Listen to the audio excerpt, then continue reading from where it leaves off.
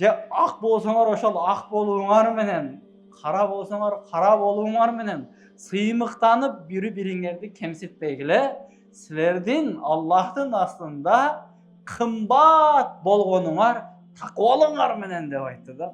Колго түштүңбү? Түшөткенсиңби? Деп койбойт экен да. Жүзүнү жерге сүйрөгөн акыбалда алып барып туруп, тозок отуна салып коет. Сөзсүз жетип барат, анын түйүнө жетет. Жетет анын. Биз айтып коебуз го, жетем мен сага. Качпа. Мейли бүгүн туруп турсаң туруп тур. Баары бир сен колго түшөсүң депчи. Азыр күн ысыкта териңиз агып чекеден келетабы? Карап койгон жоксуз го ошо терди. Көзгө кирип көз ачып кетпесин деп акыры кол менен ачып коесуз ошондучу. Кол көзгө жардам берип жатат. Бут тиш ооруп жатыптыр, ушуга кичине мен кызмат кылып коеюн. Бензин куйбасаң дагы алып барып келем деп врачка алып барат бутуң. Аллах Таала баарыбыздын ортобузга ушундай бири-бирибизге күйүт берип, бир тууган сезимдерибизди ойготуп, арабызда ынтымак болуп жашаганга мүмкүнчүлүк берсин. Ва ахиру дa'wana alhamdulillahi rabbil alamin.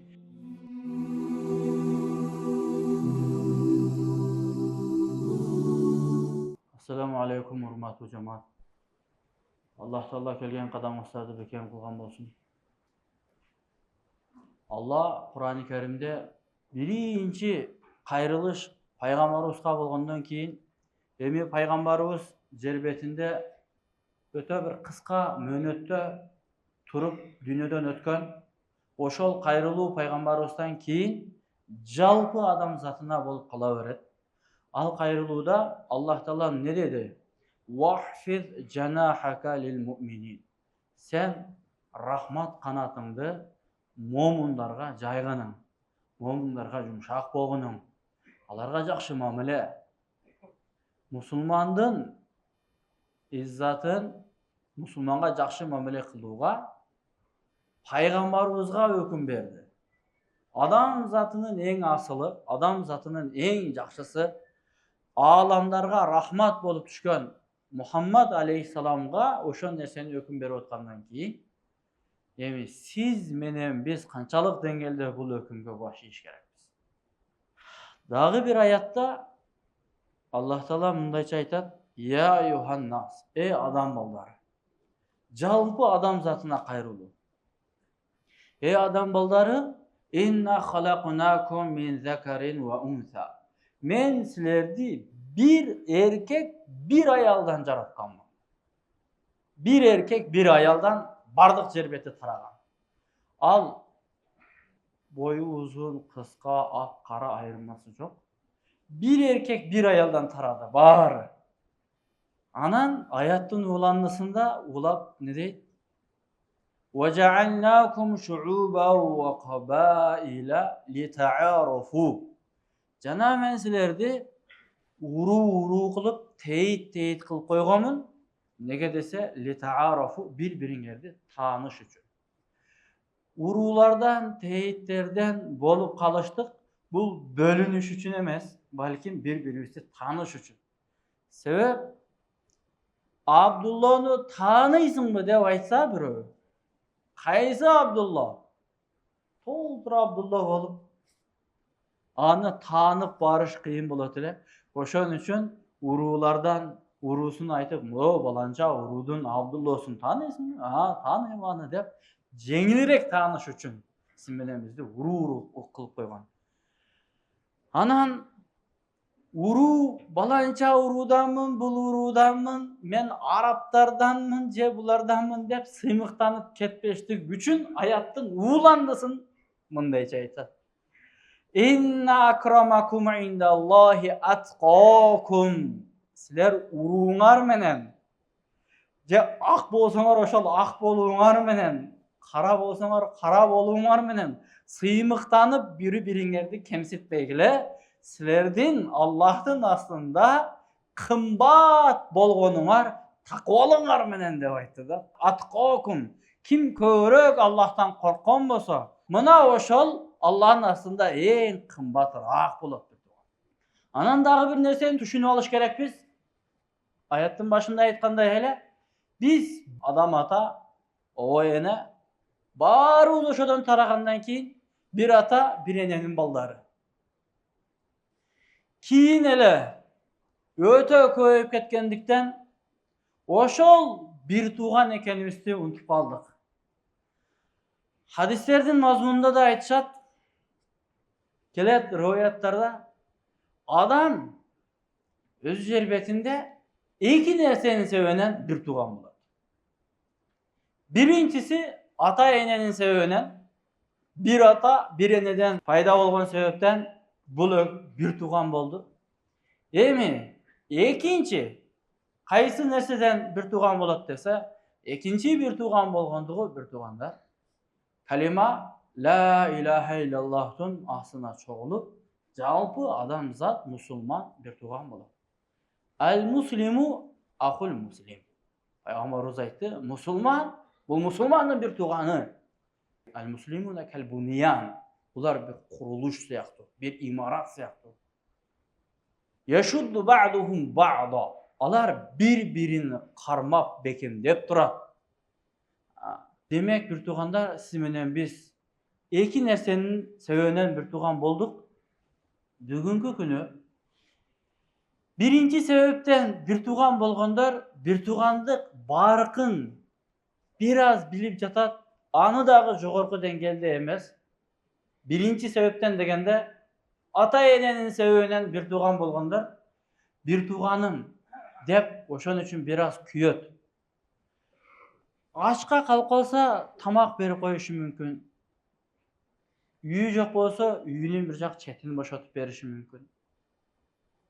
Bir muhtaç болсо барып кол кагаш кылып жардам берип коюшу мүмкүн. Бирок чыныгы bir тууган кайсыл десе, ал түбөлүктүү бара турган жеринен адашып калган болсо, бейиштин жолун эмес тозоктун жолун тандап алган болсо, ошого жардамчы болуп, колунан жетелеп, ошону bir жакшы жака багыт берип коеюн деп, ага жардамчы болбой жатабы? Демек, толук bir туугандык акысын берген жок. Толук bir туугандык акысы берилбей калды. Bir тууган мусулмандын мойнундагы эң чоң нерсе ушул.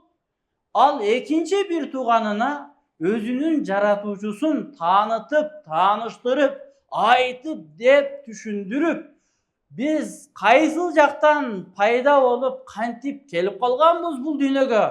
Бул дүйнөнүн жашоосу кандайча өтөт? Мындан кийин дагы эмне болот? Каяка барабыз? Түбөлүктүү бара турган жерди дагы түшүндүрүп айтып коюу ар bir тууган bir тууганга айтып түшүндүрө турган чоң жоопкерчилик мына мойнубузда ушул турат. Биринчи деңгээлде bir тууган болгондорубуз да мына ушуну түшүндүрүп бере албай жатабыз. Экинчи жол менен bir тууган болуштук бар. Жогоруда айтып кеткендей эле, экинчи жол менен bir тууган болгондор кайсы?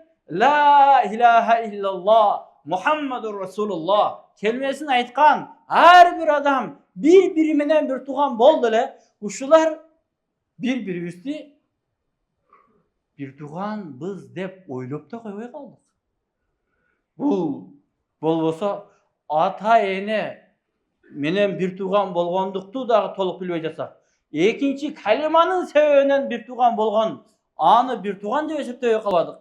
Муну Алла bir тууган кылган. Алла сизди кошкон bir тууган кылып, пайгамбардын үммөтү кылып, ушул келменин астына чогултуп, ушул келме менен сөзүбүздү bir кылып, карабайсызбы? Ушундай bir kelime маанисини жакшы түшүнбөсөк да айтып жүрөбүз. Акыйкатын, келменин талабын, келменин акысын толук билбесек дагы айтып жүрөбүз. Эми ушул келмени Аллах Таала жалпы жер бетине түшүргөн. Улутуна карабастан, уруусуна карабастан, түндүк түштүк дебестен баарыңар айткыла. Kelmenin aslına çoğula деп koydu. Allah bir тууган kıldı bir тууган. Allah koştu. Mına şu yerde oturgan bağırız kelmeni aytkanlığımız üçün ısıktı ısık debey. Terдеп жатсак дагы терибизди арчып атып келип отурабыз. Неге? Бир туугандарым менен жүз көрүшөйүн. Жума күнүнүн артык болгондугу жума намазынын себебинен эле эмес. Жума деп аты ушундай коюлган. Бул жума деген сөз бир туугандар жама, чогулуу деген сөздөн чыгат. Мусулмандардын чогулуп, баш биригип, бардыгы бир имамдын артынан туруп, бир адамга баш ийип, Аллаху акбар деп имам сап кетсе, баары ошонун артынан кетип, Сами Аллаху лиман хамида деп турса, баары кошулуп турса, Алла карап туруп, мына бир туугандар бир үй бүлөдөй болуп жашайт. Ушунча миңдеген адамдар бир адамга баш ийип, бир тууган болуп жашап жатышат деп, ушул ахвалдан Алла ыраазы болот бир тууган. Мына көрүнүштү жума күнүнүн артык болгондугунун себеби бир жума бирөөсү ал жумуш менен, бирөөсү бул жума тала, базар, соода, көчө, үй деп ар кимиси ар кайсыга чачырап, ар кандай пикир менен алек болуп калат эле. Ошол пикирлердин бардыгын чогултуп, бир сөзгө, бир намазга, бир саждага Алла чогултуп коет. Ушул ахвалды көрүп, менин пенделеримдин башы биригип, бир тууган болду деп Алла сүйүнөр экен бир тууган. Жума күнүнүн артык болгондугу мына ошол себептен мусулманды бир жумадан бери көрбөй, кол алышып, саламдашып, ал ахвалын сурап, дайыма жумада биринчи сапта же экинчи сапта сиз чогуу окуган адамды көрбөй калсаңыз, ошол эмне бүгүн жумага келбей калды? Бир барып кабар алып, ден соолугун сурап коеюнчу деген ой келет. Мусулманга мусулман күйүтүнү көрсөтөт. Ошол себептен Аллах Таала бул күндү кымбат кылды бир туугандар. Мусулмандын саждага келип, чогулуп, калиманы айтып, биригүүсүн Алла ушунчалык жакшы көрөт. Ошон үчүн колдон келишинче чоң жамаатка барып намаз окуй турган болсо, пайгамбарыбыз эмне деди? Канча жамаат чоң болсо, сооп ошончо көп болот. Эми мусулмандын баркыны караңыз. Эрте менен туруп таңкы намазга келе турган болсо, аларга мындайча сүйүнч кабарды пайгамбарыбыз айтып жатат. Ман салла салата субхи фахуа фи зимматиллахи. Кайсыл адам таңкы намазды окуган болсо, ал Аллах Тааланын коргонунда болот. Алланын коргону. Алланын чеби. Өзүнчө бир городоктор бар го, шаарда дагы бир салкыныраак жерде чымын-чиркей жок, биздин двор мондай деп, тынч, биздин өзүбүздүн дворник бар, өзүбүздүн баягы участковый бар, тынбай айланып, балдарга дагы жакшы, машиналар уруп кирип келбейт, өзүнчө шлагбаум койгон деп, кайсы бир городоктордо өзүбүз сыймыктанабыз. Бир тууган, Алланын айткан чеби бар экен. Эң бир сүйүнүчтүү, эң бир таза. Караңыз, баягы дүйнөдө бирөөдү жалдап алып келип биздин дворду карайсыз деген адам чарчап калып, уктап калышы мүмкүн. Байкабай калышы мүмкүн. Же карап туруп деле кулап кетсе, барып жетип кармап кала албайт. Ал пенде, анын мүмкүнчүлүгү чектелген аныкы. Алсыз.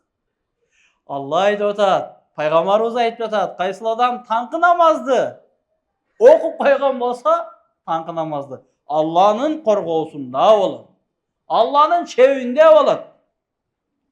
Фала ятлубаннакумуллаху мин зимматихи бишайин. Силердин бирөөңөрдөн Алла өзүнүн коргоосунда тургандардан талап кылбасын акысыны. Демек, багымдат намазыны окуган адамга зыян жеткизип, аны капа кылып, таарынтып албагын. Андай кыла турган болсоң, анын акысын алып бериш үчүн Алла талап кылат. Алла талап кылып калбасын. Allah talap kılıp kalbasın. Eğer talap kılıp kalsam ne olur? Anda mındayça olur. Fa innahu men yatlubuhu min zimmetihi bi şeyin yudriku. Çındığında Allah Teala özünün korgosunda turgan adamdardın birösünün akısını alış üçün birö başka biröden talap kıla turgan bolsa yudriku sözsüz jetip baratanın tüyüne jetet. Jetet anın. Biz aytып koyuz goy. Jetem men saga. Kaçpa. Meyli bugün turup tursan turup tur. Bari bir sen kolga düşösün depçi. Allah'ın kolga düşöt. Şunday düşöt. Hiç şaka kaça albaydı. Yudriku jetüçü zat. Thumma yakubbuhu ala vecihihi fi nari cehennem. Allah jetkenden keyin dağı jönele jetip kolga düştün mü? Çötkensin mi? Dep koyboydu eken da. Yüzünü jerge süyrögön ahvalda alıp barıp durup tozak otuna salıp koyat. Oňoý emes bir tugan. Musulmanyň akysyndan korkaly. Musulman namaz okugan. Al özü alsız bolup jatşy mümkün. Al kim üçün namaz okup jatat? Al zat alsız emes. Al alsızdygyny bildirip sajda kılıp jatat. Al özü alsızdygyny körsetip jatat. Ya Allah men alsızmyn. Öte şirin tatlı bolgan uykumdu bozup saga keldim sajda kılıp men alsızmyn dep özünün alsızdygyny körsetip jatat. Birok kaysı zatqa sajda kılıp jatkan bolsa al zat alsız emes. Any unutpaýly biz bir tugan. Al zat uluu zat. Akıllarda alıp beret. Akıllarda uşunday kılıp alıp beret. Özübüz da taňkalabыз. Şunday dagı adaletli. Şunday dagı birönün kılday nersesin nary beri ötközböy turup alıp bergen zat. Bir tugandar, demek bir-birimizni akybızga emes, musulman jer betinde bir tuganmyn dep yaşaş gerek. Bir-birine küýüp yaşaş gerek. Alar kacesadin vahidin bir dene siyaqtu bir dene. İza işteka aduvun kaçan deneden bir müçe oğruy turgan bolsa bardyk dene oğruy bir-birine jardam beret. Hazır gün ısıkta teriňiz agyp çekeden keletabı. Karap koygon joksuz go oşo terdi. Közgö kirip köz açyp ketmesin dep akyrı kol menen arçyp koýabыз şondaçı. Közgö kirip ketүүsünden saktanyp akyryn arçyp koýabız. Kol közgö jardam berip jatat. Şu başı menen anga sayılıp kalbasın dep köz karayt. Bu jakta aň bar, bu jaktan aylanyp öt dep köz körsetip бүtkül denege jardam beret. Kol közgö jardam berse köz bardyk denege jardam beret. İçiň orosa içiňni karmaýsyň şinti. Eki kol menen. Tiş orusa makul orusa uğruy bersin dep koýboýbuz go. Bu tiş orup jatypdyr, uşuga kişine men kızmat kılıp koýaýyn. Benzin kuybasaň dagı alyp baryp gelem dep wraçka alyp barat butuň. Tiliň anan aýtyp beret oşonu. Meniň tişim orup jatat. Kaýsyl tişiň? Oň jakta astyndan eň artky tiş orup jatat. Til aýtat. Bardygy jardam berip atat oşonuçu. But da jardam berdi, til da jardam berdi. Me oýlandy, tiş orudu, ne kılıç gerek, kanday kılıç gerek. Dem salsammy dep dem salyp göröt. Demek denege bary jardam berdi. Dal uşunday bir tugan, oturgan ak göz, kara gözler bir-birimizge dal ошондой kamkor bolup jardam beriş gerek biz. Musulman musulmanga uşunday jardamçı. Al bir-birini koldoyt. Bir dene kanday bir-birini koldop, söýüp taýaganday.